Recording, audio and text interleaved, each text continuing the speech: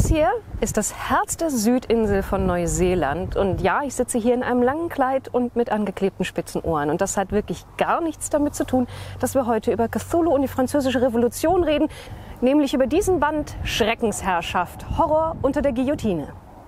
Heinz genießt übrigens den Aufenthalt hier in Neuseeland auch sehr, aber davon mal abgesehen, reden wir über dieses Buch. Das ist im Grunde ein Tie-in zu der Kampagne um den Orient Express, weil es die Vorgeschichte eines der Charaktere aus dieser Kampagne beleuchtet. Die ist auf Deutsch in der neuesten Version noch gar nicht erschienen, aber man kann das, was hier in dem Buch enthalten ist, auch ohne den Orient Express spielen und daran, glaube ich, eine Menge gruseligen Spaß haben. Die Schreckensherrschaft ist in 2 Parts aufgeteilt. Einen kurz vor der Revolution unter einer sich mühselig dahinschleppenden Monarchie und eine zur Zeit des Terrors von Robespierre und Kollegen, während die Köpfe von den Guillotinen rollen. Dabei ist nur der erste Teil als Vorgeschichte zum Orient Express interessant. Aber der zweite Teil rundet die Story erst richtig ab, wenn man den Band für sich alleinstehend spielen will. Das Abenteuer versteht sich dabei als eine Art spielbarer Film oder dem Zeitgeist angemessen eine hochwertige Miniserie und liefert fertige Charaktere mit. Die bilden eine Bande von bis zu 6 französischen Soldaten verschiedener Hintergründe, vom brummeligen Monarchisten bis zur britannischen Frau, die sich als ihr Mann ausgibt, um den Sold zu kassieren. Alle haben dabei Bindungen zu anderen Figuren oder können diese im Laufe der Geschichte aufbauen, und weil diese zwar nicht entscheidend, aber hilfreich für das Drama sind, ist die Verwendung der vorgefertigten Charaktere auch klar empfohlen. Noch deutlicher wird die an Film, Serie oder gerne auch nachspielbaren Roman orientierte Erzählweise dadurch, dass es direkt einen vorzulesenden Introtext gibt, der einen späteren Zeitpunkt im Abenteuer schildert und dabei offen lässt, welcher der Spielercharaktere dabei wohl dran glauben muss. Lässt man sich darauf ein, erwartet einen aber auch ein faszinierender Horrortrip durch eine ohnehin schon blutige Zeit. In Part 1 werden die Soldaten mit einem Hofarzt vertraut gemacht, der sich unter anderem mit der Belegung der Pariser Katakomben beschäftigt. Die Leichen der überlasteten Friedhöfe werden umgebettet und nicht jeder hat ausreichend starke Nerven, um in die verwinkelten Gänge voller Toter hinabzusteigen. Nach diesem Einstieg kommt es zu einem brutalen Mord an einem Verleger, dessen Druckerpressen Flugblätter wider Monarchie und für die Freiheit des Volkes produzieren. Da ein als sehr sonderlich geltender Adeliger unter Verdacht steht und Korruption überall vertreten ist, werden Teile der Armee für die Verfolgung eingesetzt. Und so kommen die unfreiwilligen Ermittler auf die Spur des Comte Fenalik. Der gilt als außergewöhnlicher Lebemann, Verfechter der Monarchie und Gastgeber bei den verruchtesten und beliebtesten Feiern des Adels. Eine Anklage wegen Blasphemie soll ihm im noch sehr katholischen Frankreich das Genick brechen, wenn der Mord ihm schon nicht angelastet werden kann. Und es ist mühelos genug Blasphemie vertreten. Dieser erste Abenteuerteil legt ein zügiges Tempo vor und entfaltet stilvolle und widerliche Horrorszenarien, während gleichzeitig die katastrophale Lage des Staates beleuchtet wird.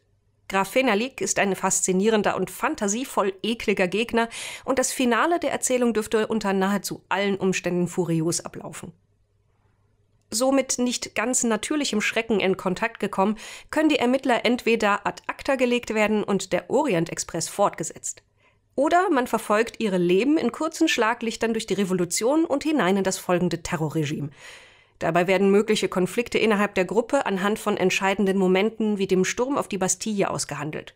Wer steht auf welcher Seite? Schießt man auf ehemalige Verbündete oder legt man die Waffen nieder? Und so, mit neu geklärten Verhältnissen, geht es in Teil 2. Fenalik spielt hier nur noch eine Rolle als der Katalysator, der ganz andere Dinge in Gang gesetzt hat. Eine andere Figur ist über das Geschehen in Teil 1 tief in den Mythos gestolpert und nutzt weitreichende Kontakte, um die Schreckensherrschaft für ihre eigenen Zwecke auszunutzen. Und schnell zeigt sich, dass man diesem Treiben auch nur mit sehr ungewöhnlichen Mitteln beikommen kann, die mit allergrößter Wahrscheinlichkeit zur Vorleseszene am Einstieg führen werden.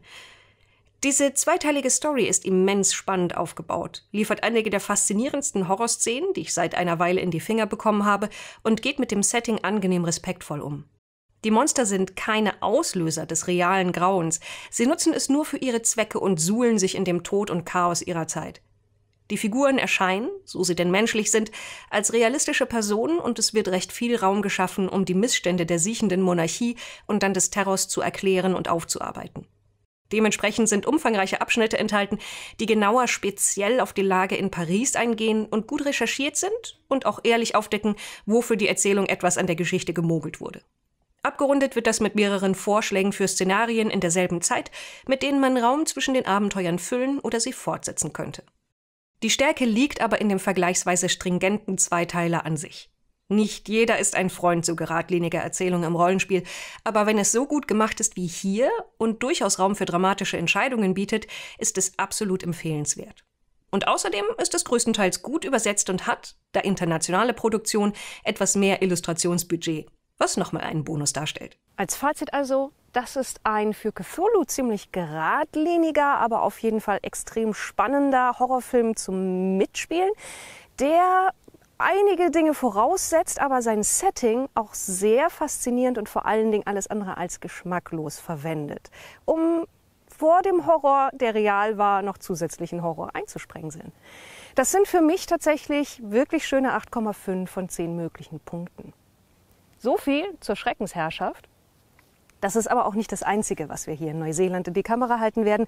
Wir werden noch weitere Anmoderationen und Rezensionen aufnehmen. Und wenn alles klappt, haben wir einen Termin mit ein paar Szeneleuten zum Thema LARP und Rollenspiel hier in Neuseeland, die wir noch aufsuchen wollen. Und generell machen wir hier Aufnahmen für Dinge, die wir in der Zukunft noch vorhaben. Denn wo will man lieber die Kamera auf die Landschaft halten als in Mittelerde?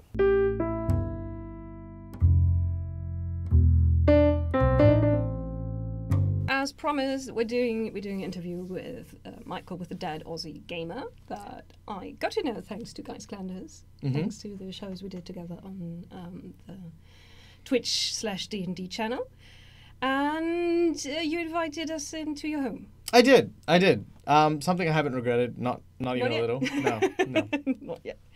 Let's talk a little bit about how you came into this thing of doing professional gaming and how you came to be a dead Aussie gamer, because you started out with a different name. I did.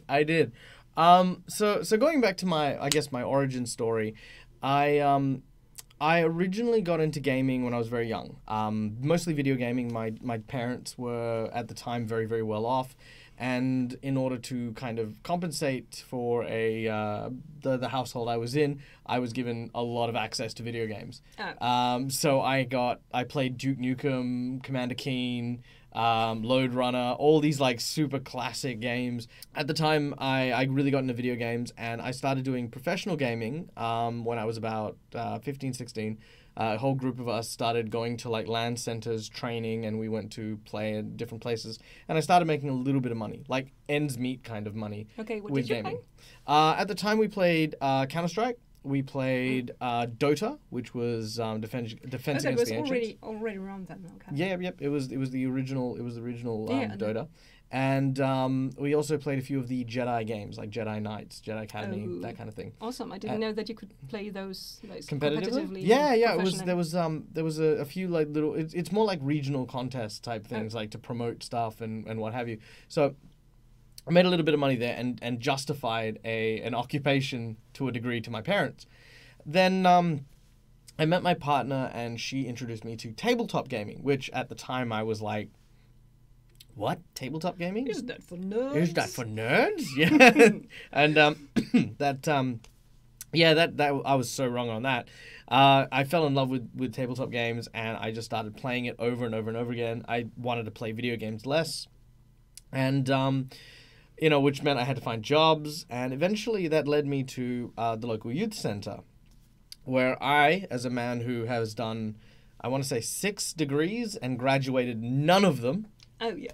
As a man, I feel you. it was one of those things where I have no marketable skills. Can I please have employment? And they said, okay, cool. What can you do? And it's like, I can run Dungeons and Dragons and Pathfinder and role-playing games. And my bosses, I'm not kidding. Have you guys watched ever Finding Nemo? Mm-hmm. Right? There's a scene where the turtle is like explaining how to jump off the current, and they're like, "You're so cute, but we have no idea what you're saying." That's how my bosses looked at me. Like, it's like, "You're so cute, we have no idea what you're saying. How much for 1 D&D?" And I was like, okay. No, that's not how it works. You need books that like stack up bigger than this freaking room. And they said, look, if we give you $200, will you piss off? Like, yeah, all right, I'll do that. So I started working for the youth center, and what started with 1 child became 4, became 12, is now anywhere between 20 and 40 kids that go through my program every single week. And I've loved it, the whole journey, the whole ride. The funny thing is, you said now you need more books, you need books that you could stack up this high. You own how many books of 5th edition D&D? We shouldn't say that. Okay. Not enough to stack them this high. Because what did you play most? I played Pathfinder. Pathfinder was That's what I was. What I was going for, because you used to be. I used to formerly be Ask a Pathfinder. That was my old name prior to it, and that was because I did have tons and tons of Dungeons and Dragons books. I did. 3.5. 3.5 books. Yes. That's exactly why I got into Pathfinder. Was because 3.5 for me was where I was introduced into the game. It's what I started doing. And Pathfinder was the natural progression instead of 4th edition. Yeah, for most people. Around that time, I was running a bunch of games, obviously through the youth center and, with my friends. And people kept asking me really stupid questions. Like, I'm not joking, like extra strength stupid questions. And I got sick of answering them. So I made a Facebook page called Ask a Pathfinder. That was how that started. It was literally stop asking me this stupid-ass question. For the upteenth time, evasion cannot be used to dodge attacks. Okay? Just can't happen.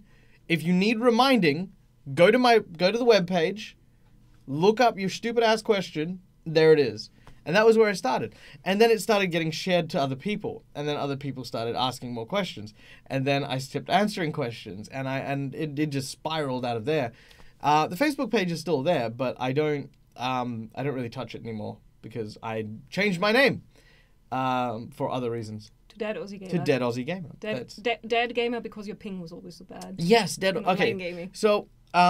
So at some point or another, I came across a whole bunch of people who were really into the YouTube scene and stuff like that through the Ask a Pathfinder stuff, and they asked, "Why don't you do YouTube? You're such a big character, a big person."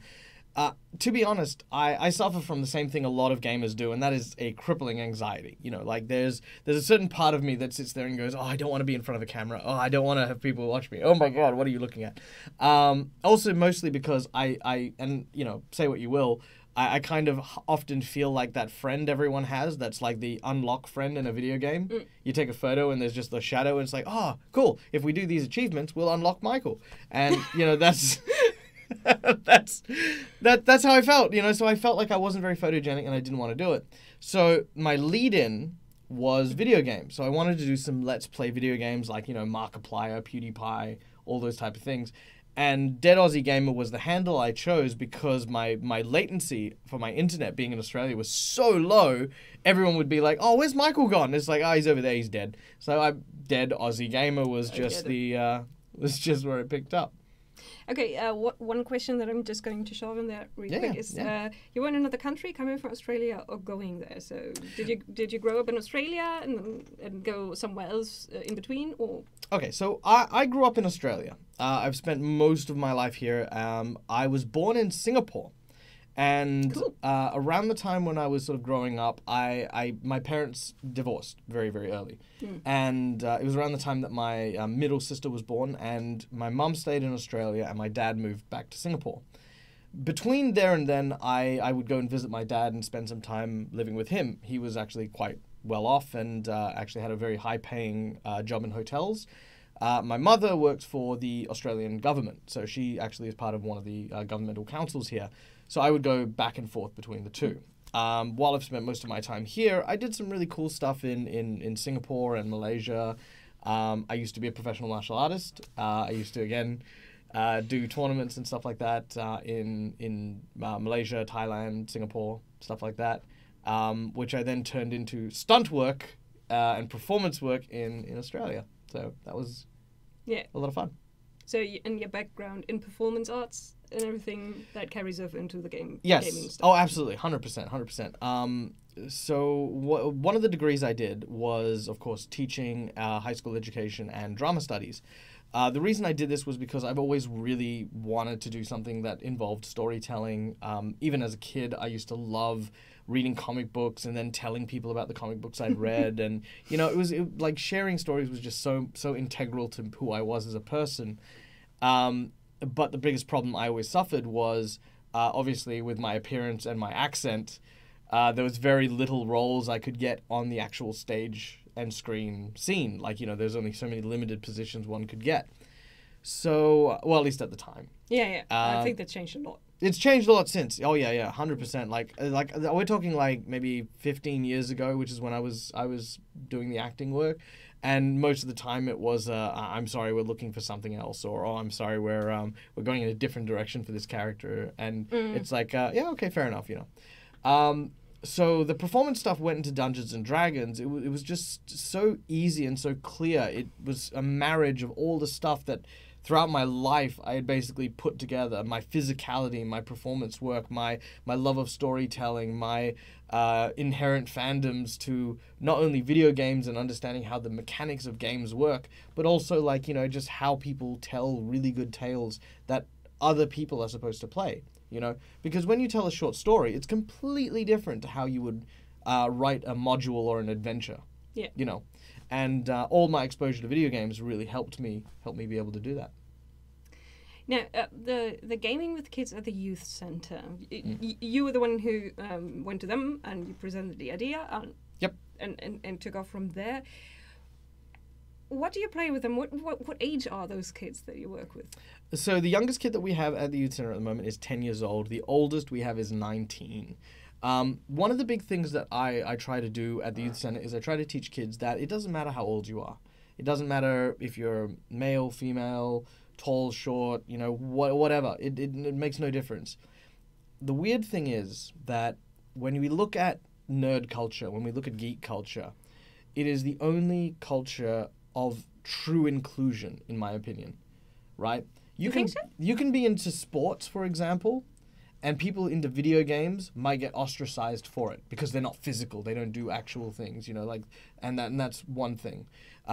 Whereas with role-playing games, because of the history that's involved with it, with how much bullying, how much anxiety a lot of the community might have, it's the only group I've ever experienced that is accepting of anyone. They don't care about what story you've had. It's that you've eventually ended up here in the same pool where all of us have that same love that we just want to share, that we want to bring people into, you know? Or at least that's my experience. Yeah. I mean, I imagine there are others. Yeah, you know, as a girl, it might be a bit different. Of course. I mean... not always fitting in. But yeah, but it's completely different, and we had to talk about it. So. Oh yeah, no. Well, no. I mean, like this is actually a really good point because, we like the same sort of thing happened when I first started out. We had a couple of girls join the program, and one of the big things was that they were worried that, oh well, you know, they don't know what to do. There's a lot of boys with a lot of hormones and stuff like that. You know, how do we put girls into this space? And the great thing is that what, at least with my kids, overrid the whole gender difference was the fact that the girls were talking about the same problems, that they were being picked on because they loved games instead of the stuff that the other girls liked, that they didn't feel comfortable expressing themselves because in the spaces that they are in, like high school or in wherever, they felt like they were silenced, whereas my gaming group embraced them and said, no, we want to know what you think. We want to know what you have to say because that's important to us.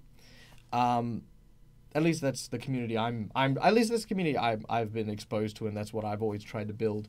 It's so important to realize that it doesn't matter where you come from or any of this thing that you would see on the surface. Everyone's got their story to tell, and what a better place to tell your story than with a group of people who love Dungeons and Dragons. Oh. Question, maybe I missed it. How came the idea to use RPG as a means of teaching youth work to be? Okay, this is going to be honest time. Okay, you guys have to keep this a secret, everyone. Yeah, absolutely. Like, hey, shh. So a lot of people ask me, Michael, you run games for kids. You've changed a lot of kids' lives. You've made their lives better because you've helped them deal with things like anxiety and stuff like that. You must feel so rewarded because you are helping young people.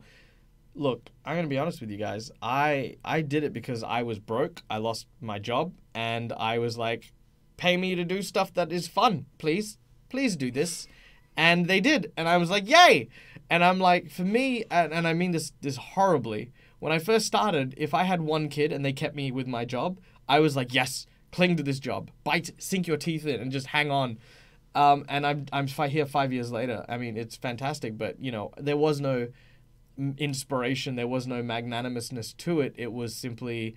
It was I can do this. These places are around here. That was literally Let's combine this. Yeah. Okay. That being said, though, that was just the origins of it, and that's why I ended up here in the first place. But getting to know the kids, getting to see the impact that it was having on their lives, even though I'd never say it to them, I don't think I'd ever leave my job at the youth center. Even if, let's say, I become big and, you know, Matt Mercer invites me to play Critical Role in Los Angeles, I would never leave these kids because they're just so important to me, and, you know, just everything I'm doing. And I couldn't see myself doing anything else, you know. And you mentioned it before, but how many games do you run a week? Well, most weeks I will run up to 15 games a week. That is the yeah. It's more than 2 a day. Yep. How? So, because... I mean, just how? Oh, well, mostly because a lot of the people that I work with are international. So I have games with people in Hawaii. I've had games with people in Ireland, in Iceland. People can hire me to run games. And I mean, I've had to... Through your Patreon? Through the Patreon. I've got 2 live shows that I run. But also, just privately, people have messaged me and wanted to run games. I've run some great games, and I've run some very weird games that make me uncomfortable. Not in a overly bad way. Okay, so I'll show you the story again. Okay. I was hired by a client to run a game that's a horror game. Mm-hmm. Where there was no other members of the party. There was just this one person who was paying full price. Now, keeping in mind, I charge my prices based on the assumption that there's several people. That several people divvy it up. So I was like, guy, this is really expensive, dude. You know, like, I mean, I'd love to run you a game and stuff, but I feel really bad taking that much money from a single person because I don't know if I can give you the experience you like in a one-on-one session. And then he said to me, I wanted to run a horror game where all the other members of my party are played by the GM, and they're all really tall women from like anime inspirations. And I was just like, okay, I mean, I have no issue with this. You're paying quite well. It is a little weird. Yeah, and I was like, you know, it's okay. So yeah, look, on the bright side, he didn't ask me to put on lipstick and a wig, so I was like, yeah, okay. And we ran the game for a few games, and you know what? He was perfectly fine. It wasn't weird or anything like that. He just every now and then needed me to emphasize how tall these women were, and I was like, okay, like I can do that. It's fine.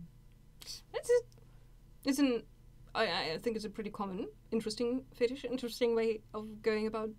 Oh, it is. It is.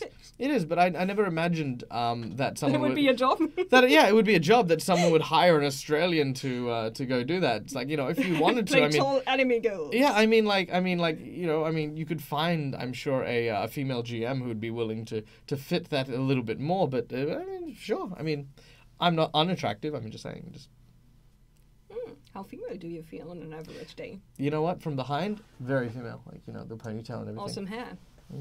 Although your partner, her hair is amazing. Her hair is amazing. My hair looks like, you know, I'm like, look, literally my hair looks like I play bass, right?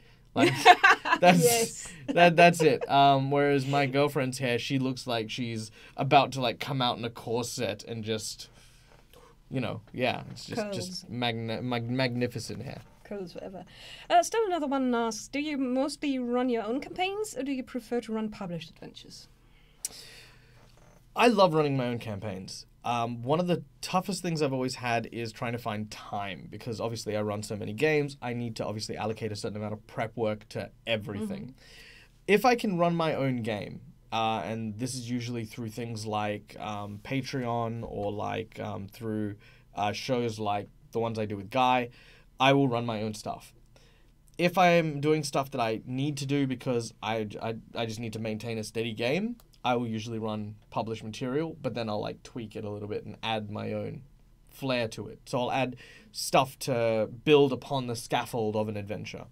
Like a lot of the stuff I do with the Youth Center are pre-generated stuff. Yeah. And I know that on the How to Be a Great GM channel, I've produced a show called The Adventures of the Star Swift, which will be running in January-ish, give or take. And that was all my campaign. But yeah, no. In terms of Starfinder? It's Starfinder. It is Starfinder. Oddly enough, that has a horror story all unto its own. I won't share it unless someone asks. But yeah, no, it was like I think we sat on the footage for like 2 years before we got it released. Yeah, there's a story there, but it's fine. It's fine. I'm sure people have other questions. You don't have to ask that one. Because I got a question. Could I play as Skidamander? Can you play Skidamander? Can I play Skidamander in your games if I wanted to? Yeah, of course. Very good. You know what? I actually love Skidamanders. I think they're amazing. I always, in my world or in my version, they're always Mr. Meeseeks. Because they're supposed to be incredibly helpful. Yep. Skidamanders were supposed to be so helpful. They helped the people conquering them take them over. And so I always imagine them as Mr. Meeseeks. So I always have them like doing stuff like, I'm Gringle Backslash, look at me. Hi, I'm here to help you conquer my planet. Or like the paperclip from Microsoft, you know? It looks like you're trying to conquer a planet. Exactly. That's Skidamanders in my world. Like, I can't shake that. I for some reason, it's been a while since I read up on them. For some reason, I just imagine them always snacking too. I don't know why exactly. Like, because they've got 2 mouths. Yeah, and like many hands. Like you can have like popcorn. You can always have a cookie somewhere. Yes, and very, very Muppety. That's how I snack. I'm sure Mháires noticed now. I snack a lot. You're an unconscious snacker. Yeah. If there's something around? If there's something around, I'll pick it up and eat it. Around? Yeah, that's it. Don't leave your children around. Yeah. No. People are asking for the horror story behind the horror story, but if you don't want to share, you No. I can share it. So, the Star Swift. When Starfinder first came out, I did a review of it. Of course, it was a very fun game. It was very interesting, but it was very much like the Star Wars RPG. Very similar bits and pieces. Especially pertaining to starship combat, which was the thing I was very interested in. You know, like you think so? Like X-Wing, you know. Oh, like the X-Wing. Yeah. Oh yeah, no, I was thinking about the Fantasy Flight RPG, which. Oh no, I haven't played that. Oh, is that any good? It's good, yeah. You need to get used to it. But the system is pretty good to prop up storytelling. Right. It's less hard numbers and more. You manage to do this and... As you know, Starfinder and Pathfinder aren't about hard numbers. Yeah. All right. So no, they're about a lot of numbers. They interact with each other. It's a math black hole. The density. So all right. So anyway, the Star Swift story. So I created a promo game to promote Star Swift to Guy. And it's on his How to Be a Great GM RPG channel, which is different to the regular channel. In fact, it's actually one of the big searches you can look for. So if you wanted to look up Starfinder live play, there's the one I did with Guy and a few friends to get Guy into it. Because Guy hates certain RPGs because he doesn't like crunchiness. He likes, free-flowing stories, narratives, and stuff like that. Guy doesn't like things getting in the way of what he wants to tell. Yes. And for me, you know Guy a lot better than I do. But no, that's true. It's true. So I needed to convince Guy, so I ran this game for him, and he loved it. He had so much fun with it. And after that, I said, "Hey, let's do a series. We can get a few of our friends together. We can play it." And we did. We filmed like 6 or 7 episodes. It was a lot of fun, and it was like, cool. Let's release it and see what people think. Now, I don't have an editor here. I'm actually on my own. Production-wise, like I don't have support team. I don't have, like people doing anything for me. Neither do we. Yeah. Well, there's 2 of you at least. There's 2 of us. Yeah. And we've got people who help out, but not with editing. Yeah. So it's more like, have you eaten today? Yeah. Have you remembered? Do you remember to hydrate?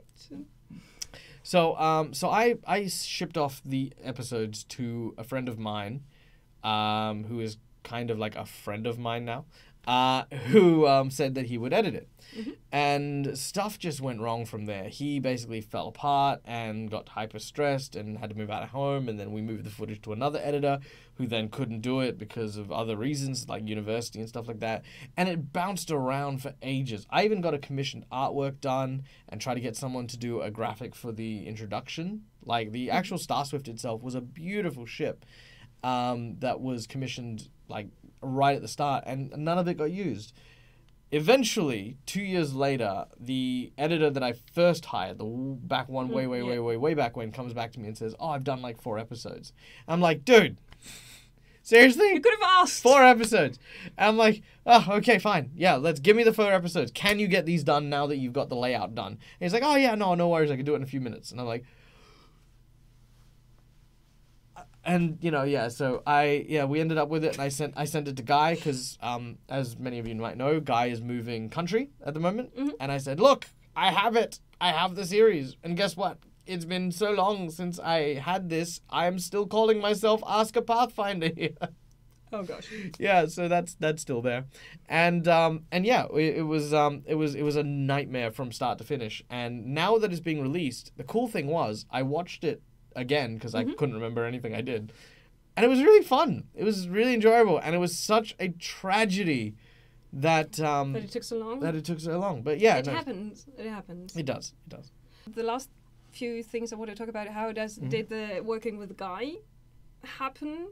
Because that is kind of you keep saying people love you on other people's games, like on Guy's games. Yeah, people love me. People are like meh about me.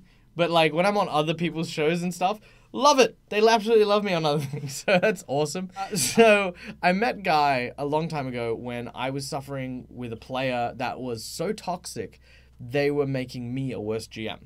And not just in their game, but every single game beyond. Because I was always expecting the worst things to happen. It was terrible, and I had no idea what to do.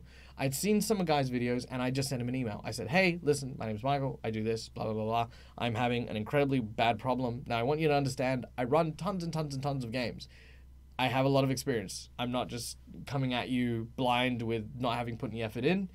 I just don't know what to do to maintain my integrity. Can you please help? He said, nah, I'm too busy. And I said, $80. And he's like, all right, what do you need? And I was like, and so I was like, and I did. I not even joke. The first conversation, I paid for the first conversation I had with Guy. And the weird thing was we were supposed to only talk for an hour. We talked for like 3-4 hours, and we weren't just talking about the problem either. We just started chatting and stuff, and we became such great friends from that. It was just, we got along so well. We complemented each other's sense of humor and personalities. And it pretty much, people are just meant to be businessmen. Yeah, and well, it just became a thing. In fact, after I'd done that thing, his solution did help, and which was basically kick this dude to the curb, eventually. Well, what a solution! Yeah, what a solution. Well, the tough bit was that his brother was also playing, and we liked his brother but hated him. So it was how do we kick one without the other? It's fine. Anyway, the game's over, but and then Guy tried to convince me to play Dungeons & Dragons 5th Ed. I signed on to his Patreon, and I said, you've got one chance, buddy. And yeah, okay, he won. He made me play 5th Ed. I enjoyed it, and we've just been working together ever since, having a great time getting to know each other, getting to know awesome people like Mháires. I had great fun on the shows playing with you. Thank you so much for having us here. Of course. Taking the time to play games with us and do stuff with us. And you're always invited to come over. If you ever end up in Europe, we tell you where to go, and then we're going to pick you up. And if I end up in Europe, I'm probably very lost. I've probably got a little bangle with, if found, please return to, and then my home. This is how I travel, people. Most places we speak English. Yeah, okay. We do. Don't end up in Spain. Yeah, there's the how many people learn English as their first second language. Right. Differs from place to place, but you'd be fine in Germany. Is all I'm saying. Awesome. Well, thank you. Awesome.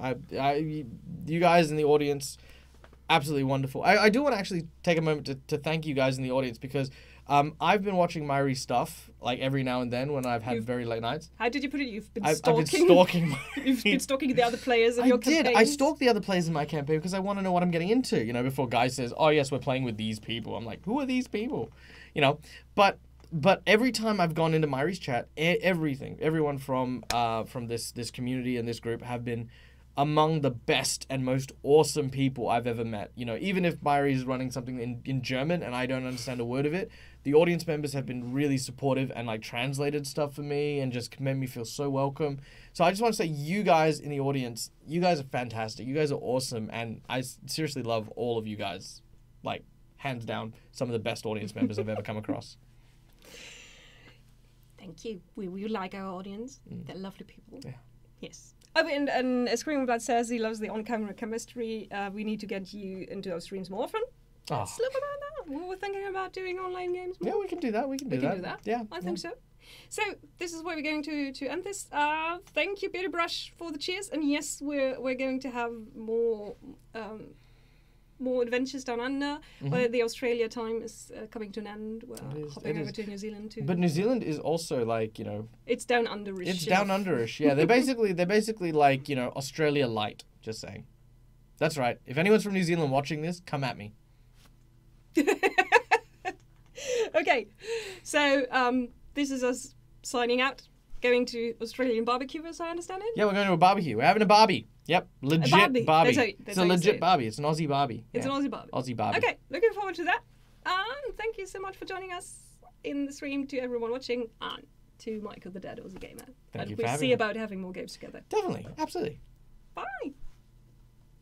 Ich verabschiede mich, Heinz will weiter und wer bin ich, ihm zu widersprechen. Vielen Dank für die Aufmerksamkeit und schlaft gut, auch wenn fiese Leute aus der Französischen Revolution vielleicht unter eurem Bett warten könnten.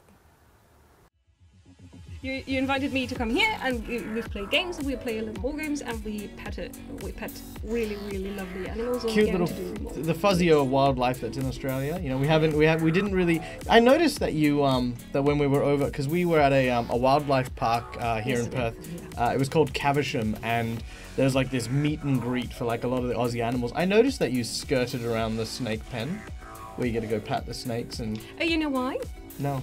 I've petted snakes a lot before. The dangerous ones? No, I should. Why? No, it's not a dangerous one. I'm just curious. Why would I pet a poisonous snake? No, but why not? They need love too. You know. Yeah, but I don't need to get poisoned. Yeah, but they don't necessarily poison people. I mean, it's not like they sit there and go, oh, you know what? Today I've got like 15 bites in me that'll kill someone. I think I'll go find this German tourist. He's like, I'll just wait for that one to show up and just be like, ah. They don't. They don't.